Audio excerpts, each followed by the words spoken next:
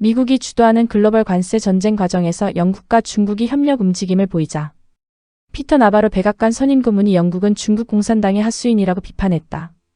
영국 언론 데일리 텔레그래프는 최근 피터 나바로 선임 고문과 인터뷰한 내용을 토대로 트럼프의 관세 담당관 영국을 중국 공산당에 복종하는 하수인이라 칭하다라는 제목으로 보도했다. 보도에 따르면 나바로는 중국은 흡혈귀와 같은 존재로 미국의 피를 빨 수 없으니 영국과 유럽의 피를 빨아먹을 기회를 노리며 조건부 선물을 전달하려 한다. 영국 정부는 이러한 사실에 눈을 돌린 채 중국의 하수인으로 전락했다고 지적했다. 나바로는 현재 미국의 관세 정책을 주도하는 실무자이다. 그는 그동안 여러 차례에 걸쳐 중국을 반드시 무너뜨려야 한다. 중국은 세계의 기생충이라고 발언해왔다. 영국에선 올해 4월 영국군 합참의장이 중국을 방문해 뉴절리 연합참모장과 면담했다. 영국 합참의장이 중국을 직접 방문한 것은 2015년 이후 10년 만의 일이다. 이외에도 데이비드 램미 외무장관, 레이철 리브스 재무장관 등도 중국을 다녀갔다.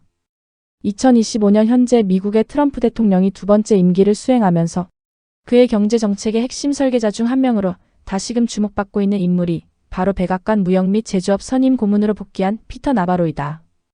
그는 2017년부터 2021년 기간 동안 트럼프 행정부 제1기에서 무역 및 산업 정책을 주도하며 중국과의 무역 전쟁, 미국 제조업부와 보호무역주의 강화 등을 이끌었던 인물로 유명하다. 나바로는 1949년 캘리포니아에서 태어나 하버드 대학에서 경제학 박사 학위를 받았다. 이후 캘리포니아 대학교 어바인 캠퍼스에서 경제학 교수로 재직하면서 무역, 환경, 거시경제 등 다양한 주제로 저술 활동을 병행했다. 그는 특히 미국의 제조업 쇠퇴와 무역 적자 문제에 주목하며 이를 외교 안보와 결부시켜 해석하는 독특한 시각을 제시해왔다. 이러한 시각은 2011년 출간된 그의 대표 저서 중국에 의한 죽음에서 극명히 드러난다. 원래 나바로는 과거 민주당 소속으로 정치 활동을 시작했다. 그는 1990년대와 2000년대 초반까지 캘리포니아에서 민주당 후보로 여러 차례 선거에 출마했으나 낙선했다. 당시 그는 환경 문제, 지역 개발, 지속 가능한 경제에 관심을 보이는 전형적인 리버럴 성향이었다. 그러나 시간이 지나며 미국의 제조업 쇠퇴와 글로벌 무역의 불균형 문제를 접하면서 점차 국가주의적 성향으로 전향하게 된다. 특히 중국의 무역 관행이 미국에 끼치는 부정적 영향을 분석하면서 그는 점차 민주당 주도의 이른바 자유무역 기조에 회의감을 갖게 되었다.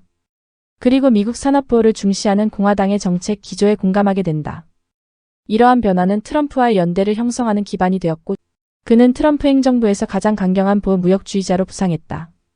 참고로 그의 저서인 중국에 의한 죽음은 중국의 불공정 무역 관행, 지식재산권 침해, 저품질 제품의 대미 수출, 군사위협 등을 통합적으로 분석하며 미국의 경제와 안보적 위기를 경고하는 저서이다.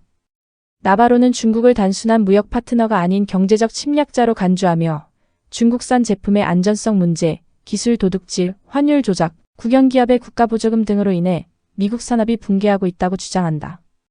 특히 미국 소비자들이 무의식적으로 구매하는 중국 제품이 미국의 일자리를 파괴하고 안보마저 위협한다고 경고했다. 중국에 의한 죽음은 이후 다큐멘터리로도 제작되었으며 트럼프에게 깊은 인상을 남겨 피터 나바로를 백악관에 기용하는 계기가 되었다. 2025년 현재 피터 나바로는 트럼프 행정부의 무역 및 제조업 정책을 설계하며 미국의 공급망 자립, 제조업 복귀, 중국과의 무역 균형 조정을 핵심 과제로 삼고 있다. 그의 정책은 다음과 같은 원칙에 기반한다. 첫째, 상호 관세이다. 이는 상대국이 미국 제품에 부과하는 만큼의 관세를 되돌려 매기는 방식으로 공정한 무역 질서를 회복하겠다는 의도이다. 둘째, 제조업 부활 및 공급망 회귀이다. 미국 기업들이 해외에서 생산하던 것을 국내로 다시 이전하도록 유도하며 특히 전략 산업 반도체, 의약품 등의 공급망을 미국 중심으로 재편하려는 움직임을 보이고 있다. 셋째, 대중국 강경 노선 유지이다. 나바로는 중국의 무역 행위를 경제적 위협으로 규정하고 고율 관세 부과 및 무역 제한을 통해 미국 경제의 자립성을 확보하고자 한다. 넷째, 무역 적자 감축이다.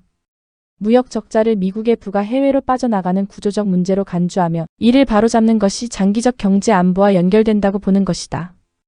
앞서 올해 초 피터 나바로는 USA 투데이에 기고한 칼럼에서 트럼프 대통령의 알루미늄 수입 관세 정책을 단순한 무역 전쟁이 아닌 미국 산업 생존을 위한 투쟁으로 규정했다.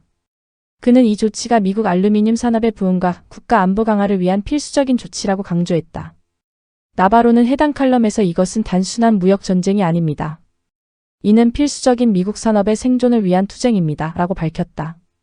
그는 바이든 행정부 시절 제련소 가동 중단과 생산 능력 저하를 지적하며 트럼프 대통령의 관세 정책이 미국 알루미늄 산업의 황금기를 되찾는 계기가 될 것이라고 주장했다. 다만 나바로는 극단적인 보호무역주의자라는 비판과 함께 미국 행정부 내부에서조차 강경한 입장으로 논란이 되고 있다. 2025년 현재에도 일론 머스크와의 관세 정책 갈등, 행정부 내 분열 등은 여전히 그의 정책 추진에 장애물로 작용하고 있다. 하지만 그의 무역 정책이 미국 내 제조업 부활을 가져왔다는 평가도 있으며 특히 중서부 제조업 기반주에서 높은 지지를 받고 있다. 그가 주장하는 미국 우선주의는 단순한 전략이 아닌 정치적 정체성과 결부된 하나의 철학으로 자리 잡고 있다. 이처럼 나바로는 미국의 무역 전략을 대표하는 인물로서 경제를 안보와 직결된 요소로 바라보는 시각을 통해 독자적인 정책 노선을 구축해왔다. 중국에 의한 죽음이라는 저서는 그의 철학이 어떻게 현실 정책으로 이어졌는지를 설명하는 텍스트이며 지금 이 시간에도 나바로는 자신의 철학을 정책으로 구현하고 있는 것이다. 한편 나바로는 오랜 동안 환율을 무역 불균형 해소를 위한 강력한 도구로 활용해야 한다고 주장해왔다. 특히 그는 중국의 환율 조작을 문제 삼으며 달러 약세를 유도하여 미국의 수출 경쟁력을 높여야 한다고 강조해왔다. 이는 곧 다른 국가들의 통화 가치를 상대적으로 높여 수출 경쟁력을 약화시키는 결과를 초래할 수 있으며 국제적인 환율 갈등을 야기할 수 있다는 우려를 낳는다. 그의 전략은 다음과 같이 요약될 수 있다. 첫째, 달러 약세 유도. 나바로는 미국의 무역 적자를 해소하고 제조업 경쟁력을 강화하기 위해 적극적인 달러 약세 정책을 추진할 가능성이 높다. 이는 미국의 수출품 가격을 낮추고 수입품 가격을 높여 무역 수지를 개선하려는 의도로 해석된다. 둘째, 중국 환율 조작 견제. 그는 중국의 환율 조작을 불공정 무역 관행으로 규정하고 이에 대한 강력한 제재를 주장할 가능성이 크다. 이는 중국의 수출 경쟁력을 약화시키고 미국의 대중무역 적자를 줄이려는 목적을 가진다. 셋째, 미국 제조업 보호. 나바로는 미국 우선주의 정책을 바탕으로 달러 약세를 통해 미국 제조업의 경쟁력을 강화하고 수입품으로부터 미국 산업을 보호하려는 전략을 추진할 수 있다. 하지만 나바로의 환율 전쟁 전략은 국제사회의 거센 반발을 불러일으킬 수 있다는 점에서 위험성을 내포하고 있다.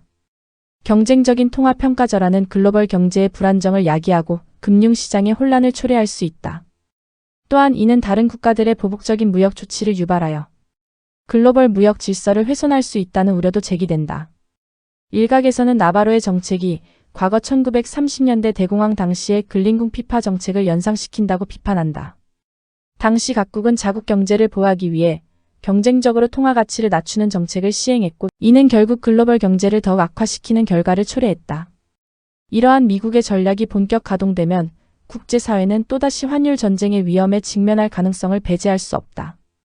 그의 환율 전쟁 전략이 현실화될 경우 글로벌 경제에 미칠 파장은 예측하기 어려울 정도로 클 것으로 예상된다.